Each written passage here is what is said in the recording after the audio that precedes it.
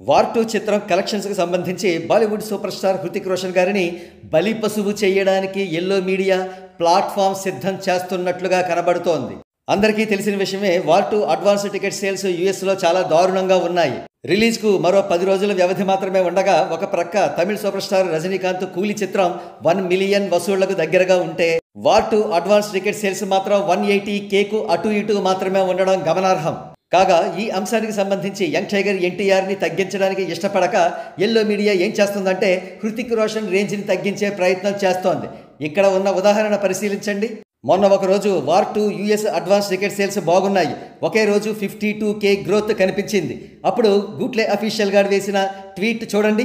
ఇక్కడ ట్వీట్లో a good jump of $52K from yesterday అంటూ మహదానందంగా చెబుతున్నాడు. అంతేకాదు ఇక్కడ కనబడుతున్న పిక్లో ఎన్టీఆర్ మరియు హృతిక్ రోషన్ ఇద్దరూ కనబడుతున్నారు. కానీ గూట్లేగాడి ఆనందం ఎంతసేపు నిలబడలేదు. ఆ మరుసటి రోజే వార్ 2 కలెక్షన్స్ మళ్ళీ తుస్సుమన్నాయి.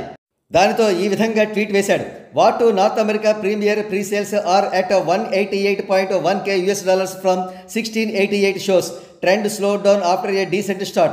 It could pick up once the promotional material starts rolling out tomorrow. Canada bookings seem underwhelming as of now. 10 days to go for the premieres. ఈ నేపథ్యంలో క్రింద కనబడుతున్న పిక్చర్ చూడండి.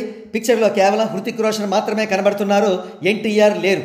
అంటే వార్ 2 పూర్ కలెక్షన్స్కు కారణం హృతిక్ రోషన్ హీరో కావడమే, ఎన్టీఆర్కు ఎటువంటి సంబంధం లేదు అని చెప్పే ప్రయత్నం అన్నమాట. సింపుల్గా చెప్పాలంటే హృతిక్ రోషన్ను బలి పశువు చేసే ప్రయత్నం అన్నమాట. అసలు ఎన్టీఆర్ చిత్రం రిలీజ్ అవుతుందంటే చాలు తానా వాళ్ళు చందాలు వేసుకుని మరీ బల్క్ బుకింగ్స్ చేస్తారని, తద్వారా యూఎస్లో అడ్వాన్స్ టికెట్ సేల్స్ పెంచుతారనే ఒక టాక్ ప్రచారంలో ఉంది. కానీ తానా వాళ్ళు ప్రస్తుతం ఎందుకు ఇన్వాల్వ్ అవ్వలేదు? ఎందుకంటే వాళ్ళు ఖర్చు పెట్టే ప్రతి పైసా కూడా హృతిక్ రోషన్కే వెళుతుంది. ఎందుకంటే హృతిక్ రోషన్ మెయిన్ హీరో కావడమే అని వారు బలంగా భావించడమే అంటున్నారు.